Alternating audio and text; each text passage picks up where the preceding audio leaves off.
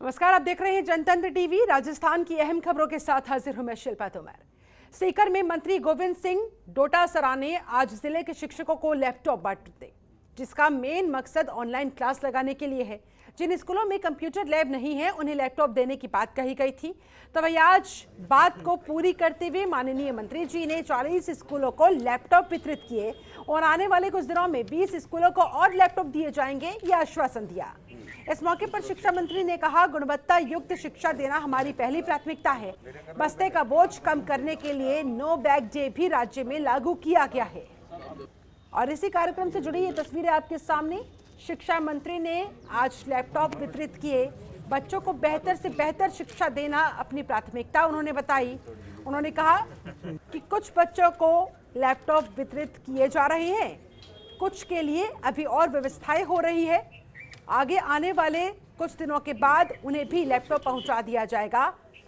इसके मद्देनजर संबंधित अधिकारियों को दिशा निर्देश दिए गए हैं।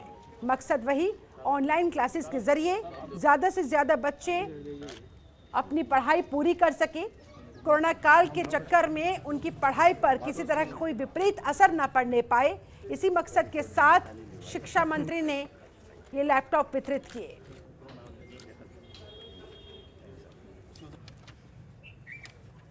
राजस्थान में क्वालिटी एजुकेशन को लेकर के सरकार काफ़ी गंभीरता के साथ में प्रयास कर रही है। उसके सकारात्मक परिणाम भी आए हैं।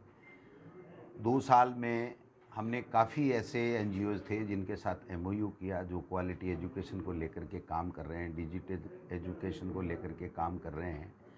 एक एनजीओ था जो आईपी ग्लोबल CKD, इन्होंने जब विज्ञान मेला 12 महीने पहले यहाँ किया था, तब इन्होंने एमओयू किया था और सीकर ज़िले को इन्होंने चुना था कि जिन संस्थाओं में जहाँ पर आईसीटी लैब्स नहीं है, वहाँ पर हम आजकल ऑनलाइन सारा काम होता है, तो उसमें लैपटॉप दें और अन्य क्वालिटी एजुकेशन के लिए जो जो बेहतर काम किए जा सकते हैं वो काम करें। आज 40 विद्यालय ऐसे हैं जिनको नए कर्मोन्नत हुए हैं, जहाँ आईसीटी लैब्स नहीं हैं, जहाँ बच्चे अच्छे हैं, टीचर हैं पूरे, तो उनके लिए जो सारा काम ऑनलाइन उनका हो सके, जो डिपार्टमेंट को सूचनाएं चाह सकें वो ऑनलाइन भेज सकें। वहीं स्वास्थ्य सेवाओं को लेकर राज्य सरकार काफी सतर्क है। कोरोना के बढ़ते संक्रमण के चलते बाड़मेर जिला प्रमुख ने स्वास्थ्य सेवाओं को और बेहतर करने के लक्ष्य को लेकर कदम उठाते हुए वो नजर आए, जिससे आम लोगों को बेहतर स्वास्थ्य सुविधाएं उपलब्ध करवाई जा सके। इसे लेकर लगातार अलग अलग जगहों का निरीक्षण किया गया। अस्पताल चिकित्सा प्रभारी से वैक्सीनेशन के बारे में पूर्ण जानकारी ली गई। वहीं कोविड-19 टीकाकरण और मुख्यमंत्री चिरंजीवी योजना को लेकर परैयू में परिणाम अच्छा देखने को मिले। यही मकसद वहां पर और यही कोशिशें वहां पर। वहीं अस्पतालों में सफाई कर्मचारियों की कमी को लेकर जल्द ही सफाई कर्मियों की नियुक्ति के निर्देश भी वहां जारी किए गए। आम लोगों को बेहतर से बेहतर स्वास्थ्य सेवाओं का लाभ मिल सके, ये इनका मकसद, यही इनकी कोशिश। इसके मद्देनजर समय समय पर निरीक्षण किया जाता है, कहाँ क्या कमी पेशी आ रही है, इस बात को ध्यान में रखते हुए उन्हें दूर करने की कोशिश की जाती है। जिला प्रमुख ने स्वास्थ्य सेवाओं को बेहतर करने के लिए कदम उठाए हैं और अस्पतालों में संबंधित अधिकारियों से मुलाकात करते हुए, समय समय पर वहां का निरीक्षण करते हुए, स्थिति का धरातल पर जाकर जायजा लेते हुए उसी के हिसाब से आगे कदम उठाए जाने की बात कही जा रही है। लगातार निगरानी रखी जा रही है और ऊपर से कोरोना काल में एक्स्ट्रा फैसिलिटीज की आवश्यकता है। बड़ी संख्या में लोग वहां पर एकत्रित ना हो, सोशल डिस्टेंसिंग का पालन किया जा सके। ऐसे में अलग से व्यवस्थाएं वहां करवाने के लिए संबंधित अधिकारियों से बात करते हुए ये दिशा निर्देश वहां पर बाकायदा उनकी तरफ से जारी हुए। जिला प्रमुख खुद धरातल पर जाकर स्थिति का आंकलन करते नजर आए।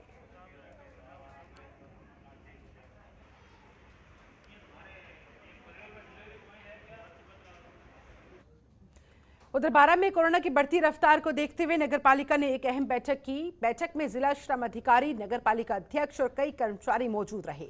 इस बैठक में कोरोना की दूसरी लहर से बचाव को लेकर उपयुक्त कदम उठाने के लिए चर्चा की गई।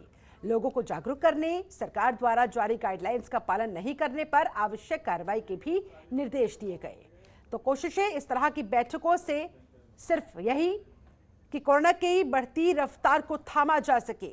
12 में कोरोना की रफ्तार जिस तरह से तेजी के साथ बढ़ती नजर आ रही है, ऐसे में यहाँ पर तमाम लोगों के होश उड़े हुए हैं। दहशत में तो जनता है ही, साथ ही प्रशासनिक अधिकारियों के भी हाथ पांव फूले हुए हैं कि आखिरकार करे तो क्या करे। इसी के मद्देनजर पालिका अध्यक्ष की तरफ से ये अहम बैठक ली गई, जिस बैठक में कोरोना गाइडलाइंस को लेकर सख्ती के साथ कैसे उनका धरातल पर पालन करवाया जाना है, कैसे लोगों को जागरूक करना है। बाय हुक और बाय क्रोक किसी भी तरह से हमें कोरोना संक्रमण की इस चेन को रोकना होगा। इसके लिए हमें एक दूसरे के सहयोग के साथ कोरोना की इस जंग में मेहनत करनी होगी, कोरोना को हराना होगा। कोरोना को लेकर नगर पालिका अध्यक्ष ये अहम बैठक लेते नजर आए।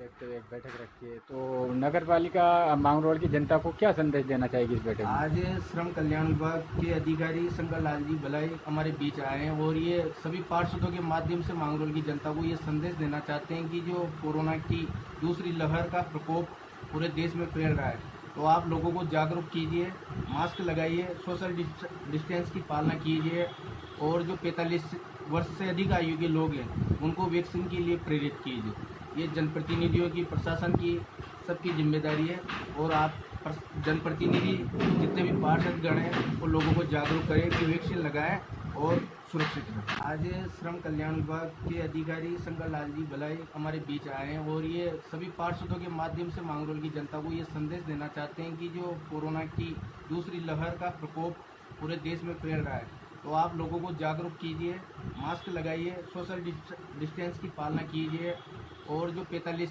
वर्ष से अधिक आयु के लोग हैं उनको वैक्सीन के लिए प्रेरित कीजिए। ये जनप्रतिनिधियों की, प्रशासन की, सबकी जिम्मेदारी है और आप जनप्रतिनिधि जितने भी पार्षद गण हैं वो लोगों को जागरूक करें कि वैक्सीन लगाएं और सुरक्षित रहें। पूरे देश में कोरोना संक्रमण की रफ्तार लगातार बढ़ती जा रही है। किसानों का आंदोलन अभी थमा भी नहीं है। ऐसे में अलवर में किसानों का और व्यापारियों का विरोध भी देखने को मिल रहा है।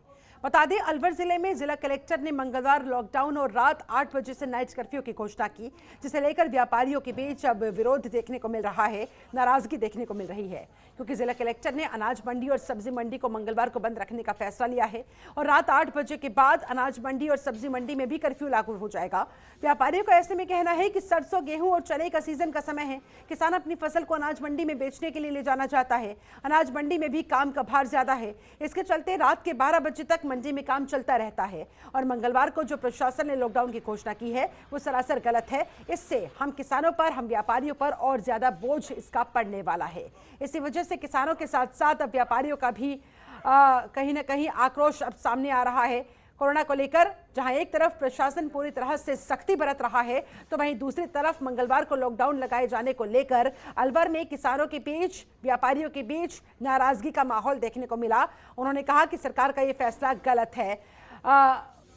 काम के बोझ के चलते देर रात तक काम करना पड़ता है, फसलों को बेचना पड़ता है और इस वजह से रात 12-12 बजे तक काम चलता रहता है। लेकिन नाइट कर्फ्यू लगने के बाद दुकानों को जल्द ही बंद कर देना होगा।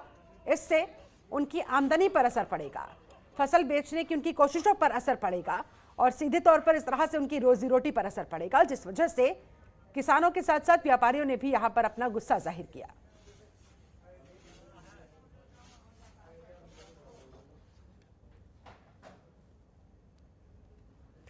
उधर घटसाना कस्बे में नाइट कर्फ्यू और कोरोना महामारी पर रोक लगाने के लिए प्रशासन ने महज कागज पूर्ति कर बात को खत्म कर दिया। श्रीगंगानगर जिला कलेक्टर के आदेशों की सरेआम धज्जियां उड़ाई जा रही है। वहीं रात 11 बजे भी होटल, ढाबे, सब्जियों की दुकानें, वाहनों का आना जाना नॉर्मल डेज की तरह नजर आया, जिस पर कोई प्रशासनिक कार्रवाई भी नहीं हो रही थी। साथ ही पुलिस थाने के पास रात 11 बजे के बाद भी रोड पर लंबी वाहनों की कतारें, होटल पर बहुत से लोग चाय पीते हुए नजर आए, नियमों की धज्जियां उड़ाते नजर आए। घटसाना कस्बे में नाइट कर्फ्यू के उल्लंघन की तस्वीरें सामने आई हैं। बिना बात देर रात कई लोग सड़कों पर यूं ही घूमते नजर आए। श्रीगंगानगर से एक खबर, घटसाना कस्बे में खासतौर पर नाइट कर्फ्यू की बात कही गई थी, लेकिन किसी तरह का कोई पालन होता हुआ नजर आया नहीं। लोग, दुकानें, सब्जी की दुकानें, चाय की दुकानें देर रात तक खुली रही और वहां पर ग्राहक भी आते जाते रहे। लेकिन किसी ने कोई कार्रवाई तक करने की जहमत नहीं उठाई।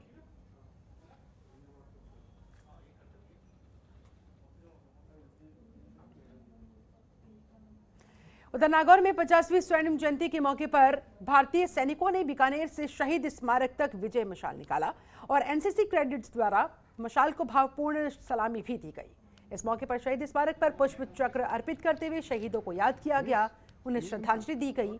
वहीं सेना के कमांडिंग कर्नल अभिषेक शर्मा मशाल के साथ वहां पर पहुंचे और कार्यक्रम के दौरान कर्नल, नागौर सैनिक कल्याण बोर्ड के अधिकारी और नागौर जिला कलेक्टर भी मौजूद नजर आए। शहीदों के परिजनों को सम्मानित इस दौरान किया गया।